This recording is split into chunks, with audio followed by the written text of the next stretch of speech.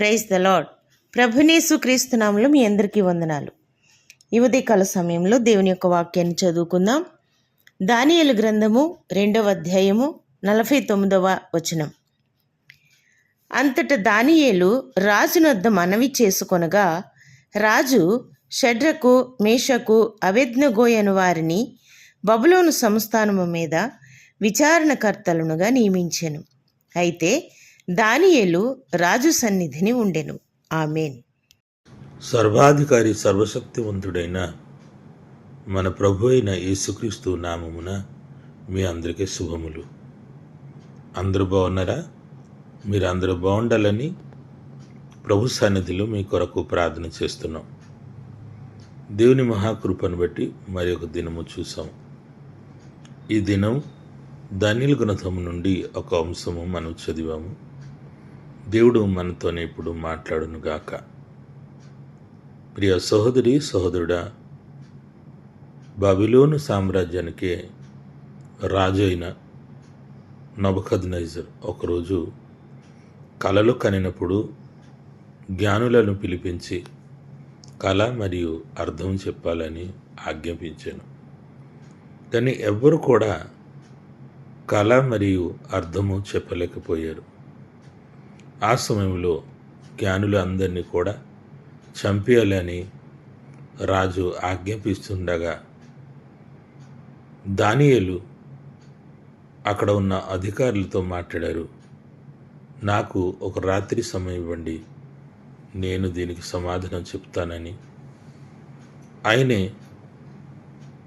ఇంటిలోనికి వెళ్ళి తన స్నేహితులు అనగా షడ్రకు, మేషకు, అబేద్నెగోతో మాట్లాడి వారు నలుగురు కలిసి దేవుని సన్నిధిలో ప్రార్థన చేయడం మొదలుపెట్టారు. అయితే రాత్రి వేళ దేవుడు ఆ ప్రార్థన విని దానియేలుకు దర్శనమిచ్చి ఆ కళ మరియు దాని అర్థము వివరించినట్లుగా చేశాను. Praise the lord. మన దేవుడు సర్వాధికారి అయి ఉన్నారు. మన దేవుడు జ్ఞానం ఇచ్చేవాడై ఉన్నాడు. మన దేవుడు రహస్యములు బయలుపరిచేవాడుగా ఉన్నాడు. అయితే దానియేలు మరుసటి రోజు రాజు దగ్గరికి వెళ్ళి కళ మరియు దాని అర్థము చెప్పడం బట్టి నెబుకద్నెజర్ భయపడిపోయి దానియేలును ఎంతగానో గౌరవించినట్లుగా మనం చూస్తున్నాం. ఇది సంక్షిప్తమైన సమయంలో వాక్యము గనుక దాని వివరణకి నిన్న రావట్లేదు. కానీ దానియేలుకి బహుగా మంచి బహుమానములు ఇచ్చి దేశానికి ప్రధానమంత్రిగా నియమించినట్లుగా ఇక్కడ మనము చూస్తున్నాం. అయితే దేశానికి ప్రధానమంత్రిగా దానియేలు మారిన వెంటనే దానియేలు నెబుకద్నెజర్తో ఒక విన్నపము లేక రిక్వెస్ట్ చేస్తున్నారు. ఏమని అంటే, షడ్రకు, మేషకు, అబేద్నెగోని కూడా ఒక మంచి పొజిషన్లో ఉంచాలని. ఒకసారి ఆలోచించండి.